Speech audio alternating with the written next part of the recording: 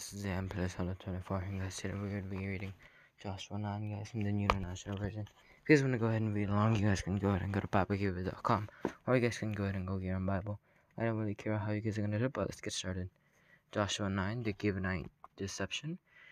Now when all the kings west of the Jordan heard about these things, the kings in the hill country, in the western foothills, and along the eastern entire coast of the Mediterranean Sea as far as Lebanon, the kings of the Hivites, Amorites, Canaanites, Perizzites, Hivites, and Jebusites, they came together to wage war against Joshua and Israel. However, when the people of Gibeon heard what Joshua had done to Jericho and Ai, they resorted to a ruse.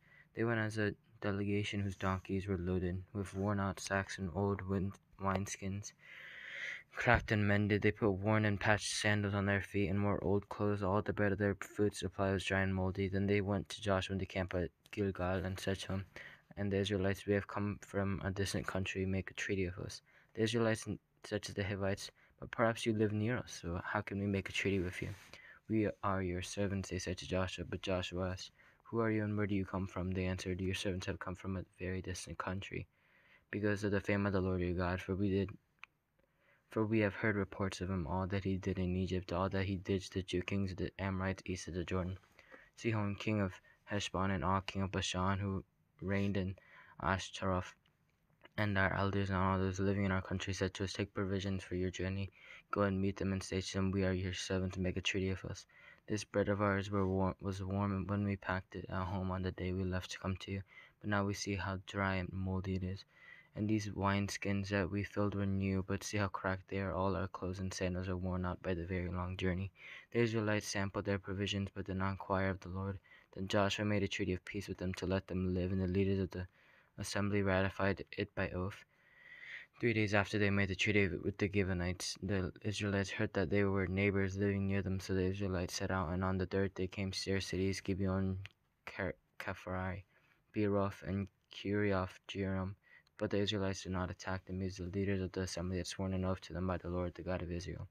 The whole assembly grumbled against the leaders, but all the leaders answered, "We have given them our oath by the Lord, the God of Israel, and we cannot touch them now. This is what we will do to them. We will let them live so that God's wrath will not fall on us for breaking the oath we swore to them." They continued, "Let them live, but let them be woodcutters and water carriers in the service of the whole assembly." So the leader's promise to them was kept. Then Joshua summoned the Gibeonites and said, "Why did you deceive us by saying we live a long way from you, while actually you live near us? You are now under a curse. You'll never be released from service as woodcutters and water carriers for the house of my God." Then they answered Joshua, "Your servants were clearly told how the Lord your God had commanded his servant Moses to give you the whole land, and to wipe out all its inhabitants from before you. So we feared for our lives because of you, and that is why we did this. We are now in your hands. Do to us whatever seems good and right to you."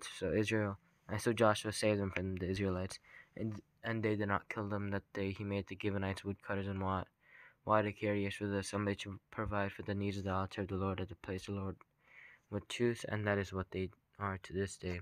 Well, guys, I hope that you guys enjoyed. Make sure to subscribe, make sure to click the like button, make sure to click the bell to be notified of our posts. Anyway, guys, I hope that you guys enjoyed it, and I'll see you guys next time. Bye.